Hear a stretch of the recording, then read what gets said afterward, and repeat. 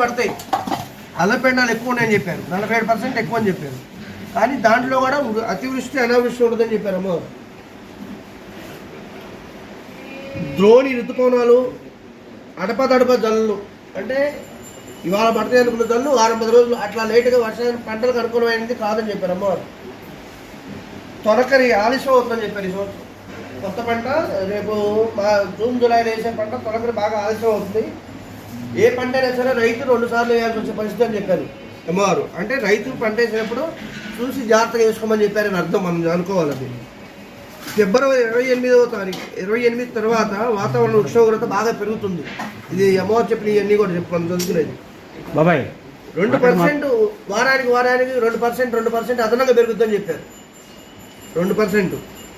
ఈ సంవత్సరం ఎండల వల్ల వృద్ధుల్లో వాళ్ళు బాగా ఇబ్బంది పడతారు. వృద్ధులు అంతా కూడా మార్చి ఏప్రిల్ మే నెలలో బాగా వృద్ధులు బాగా ఎక్కువగా తీవ్రతను బట్టి ఈ సంవత్సరం ఎన్నడూ లేని విధంగా ఈ సంవత్సరం వృద్ధులు బాగా ఇబ్బందులు పడతారు, ఎక్కువగా వెళ్ళిపోవడానికి అవకాశం ఉంటుందని చెప్పారు. కానీ ఇప్పుడు అమ్మవారు ఇంకొక విషయం ఏం చెప్పారంటే, ఒక్కొక్కరు 2 డోసులు కానీ 3 డోసులు కానీ వేయించిన వాళ్ళు ఈ ఎండల్లో బాగా ఇబ్బంది పడతారు, ఎక్కువ తీవ్రత ఎక్కువ ఎదుర్కొంటారని చెప్పారు అమ్మవారు. కరోనాలో వ్యాక్సిన్ 2-3 సార్లు 2 కానీ లేక 3 సార్లు కానీ వేయించిన వాళ్ళు ఈ సంవత్సరం వాతావరణంలో ఎండల్లో బాగా ఇబ్బంది పడటం లేదా మనుషులకి డేంజర్ అవడం అనే పరిస్థితి చెప్పన్నారు అమ్మవారు. ఎటువంటి మినరల్ వాటర్ బాటిల్ అవసరం, ఇది మినరల్ వాటర్ గురించి అమ్మవారు ఏం చెప్పారంటే, ఎండాకాలం వాటరు మినరల్ వాటర్ కన్నా కూడా మామూలు వాటర్ తాగడం విటమిన్స్ బాగా ఎక్కువ ఉంటాయి. ఎండల్లో మనం వీలైనంత వరకు బోర్ నీళ్ళు కాచి చల్లారి నీళ్ళు తాగమన్నారు, ఎండాకాలం వరకు తాగమన్నారు. ఎందుకంటే మినరల్ వాటర్ వల్ల మినరల్ దాంట్లో ఏమి ఉండవు మొత్తం. ఆ రోజు మీరు అందరూ కూడా విన్నారా? ఇవన్నీ మనం ఒకసారి చెప్పుకున్నాం, వినడానికి కోసం మనందరం ఒకసారి గుర్తు చేసుకుందామని. ఈ సంవత్సరం పంటలు ఏం చెప్పారంటే, ప్రతి మిర్చి పంటలు బాగా పండుతాయి. తొలకరి తర్వాత మినుము, పెసర, పసుపు పంటలు బాగుంటాయి. బొబ్బర్లు గిరాకీ, జొన్నలు రేటు పెరుగుతాయి. గోగులకు ఎగుమతి అవకాశం వస్తుంది. కందులు 11,000 నుంచి 13,000 దాకా 14,000 దాకా వస్తుందని చెప్పారు. రేటు మిర్చి నిల్వలు ఈ సంవత్సరం ఏం పెట్టారంటే, అమ్మవారు నిల్వ పెట్టిన మిర్చికి 26,000 నుంచి 27,000 దాకా వస్తుందని చెప్పారు. ఆమదాలకి 65 నుంచి 75% రేట్ వస్తుందని చెప్పారు. 60 ఇప్పుడు 6,000 ఉందనుకోండి, 5,000 ఉందనుకోండి, 6,000 7,000 దాకా రేటు పెరుగుతుందని చెప్పారు. వడ్లకు 2,800 నుంచి 3,100 3,200 దాకా పెరుగుతుందని చెప్పారు. పంటల గురించి అది వస్తుంది. వడ్లకు రేటు బాగా గిరాకీ అని చెప్పారు. రెండోది వచ్చేప్పటికల్లా దాలో పంట బియ్యం కూడా 2,000 దాకా వస్తుందని చెప్పారు. 1,600 నుంచి 2,000 రూపాయల వరకు. శనగలు ఎర్రవి 1000 గిరాకీ, ఇప్పుడున్న మార్కెట్ మీద 1000 గిరాకీ. రేట్ మళ్ళీ అదే 3,500 4,000కి వచ్చేసి మళ్ళీ 6,000 దాకా వెళ్తుంది మార్కెట్ రేటు. తగ్గి పెరుగుద్ది. మిర్చి తాళ్ళ రకం వచ్చేప్పటికల్లా తక్కువ రేటు 10,000 వరకు. తాళ్ళ రకం తక్కువ రేటు బాగా 10,000 వరకు ఉంటుంది. కొత్త మిర్చి మార్చి నాటికి 16,000 నుంచి 17,000 వరకు వస్తుంది. చిన్న గారు అదే కమ్మవారు 17,000 ఇప్పుడు అంతే ఉందిగా. 8,000 నుంచి 17,000 గిరాకీ. తేజాకి డిమాండ్ వస్తుంది. కేంద్రం మిర్చికి పసుపుకి ట్యాక్స్ పెంచుతుంది. అదే నూనెలు లోహాలు ఇనుము 4,000 రూపాయలు తగ్గి 8,000 పెరుగుతుంది. ఇది ఈ సంవత్సరంలో. బంగారం ప్రస్తుతం 6,24,000 నుంచి 7,45,000 వరకు వస్తుందని చెప్పారు. కానీ ఇప్పుడు 7,30,000 వచ్చింది ఇప్పటికే. వెండి 76,000 నుంచి 74,000 వచ్చి మళ్ళీ 76,000 వెళ్తుంది. ఇప్పుడు 84,000 వచ్చింది. నూనెలు 10% పెరుగుతాయి. ముడి చౌరు గిరాకీ వస్తుంది. కొబ్బరి గిరాకీ ఎక్కువ వస్తుందంట. కొబ్బరి కూడా. వరదలు ఆగస్టు సెప్టెంబర్లో ఎక్కువ రావచ్చు అని చెప్తున్నారు. వరదలు అంటే అతివృష్టి అనావృష్టి. పడిన కాడ అలా పడుతుంది, పడని కాడ అసలు పడదు. సెప్టెంబర్ రావచ్చు. 16 అలపెండాలు ఉన్నాయంట. ఈ సంవత్సరం 2.5 తూములు వర్షం, 2.5 తూములు గాలి అంట.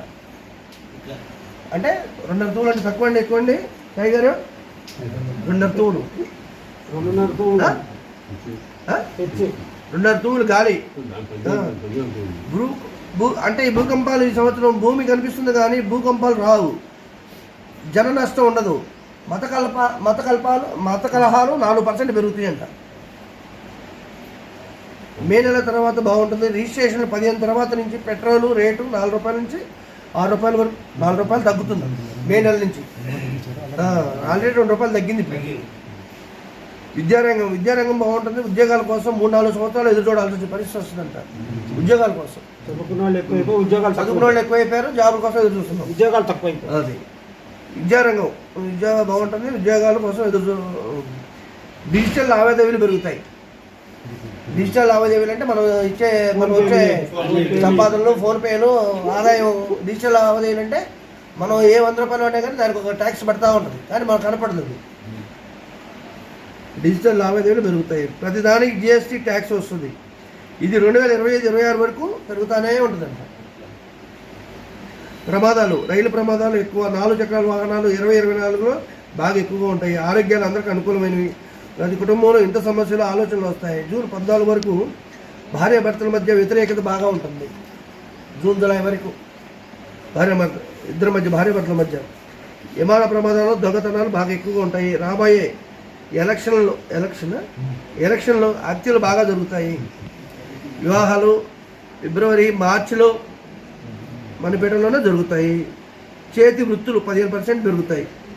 పసుపు 16,000 నుంచి 18,000 అని చెప్పింది. ఆల్రెడీ ఇప్పుడు 18,000 జరుగుతుంది. వెళ్ళింది, దాటింది 20,300 నిజామాబాద్.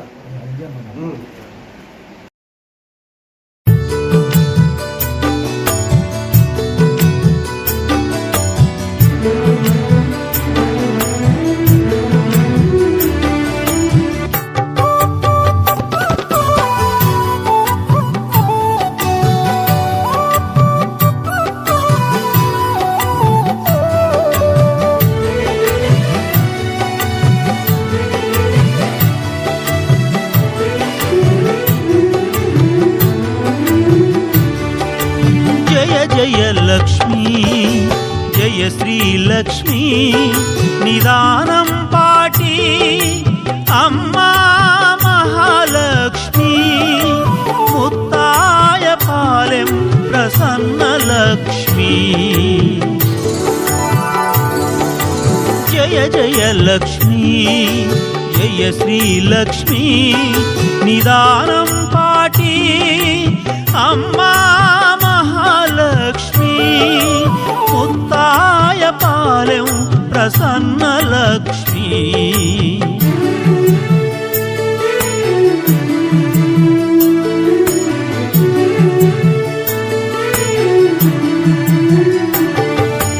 జయ జయ లక్ష్మీ జయ శ్రీలక్ష్మీ నిదానం పాటి అమ్మా మహాలక్ష్మి ముత్తాయ పాలెం ప్రసన్న లక్ష్మీ. జయ జయ లక్ష్మీ జయ శ్రీలక్ష్మీ నిదానం పాటి అమ్మా మహాలక్ష్మి ముత్తాయ పాలెం ప్రసన్న లక్ష్మీ.